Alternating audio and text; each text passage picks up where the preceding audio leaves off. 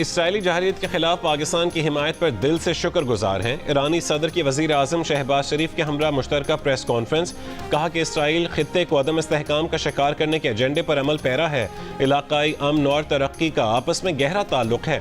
صدر Masoud Pezeshkian نے کہا ہے کہ پاکستان کے ساتھ روابط برقرار رکھنے کے لیے پرعزم ہے۔ مشترکہ اقتصادی زونز کے قیام اور سرحدی تجارت کے لیے اقدامات کیے جا رہے ہیں۔ سرحدی سیکیورٹی کو بہتر بنانے کے لیے دو طرفہ تعاون جاری ہے۔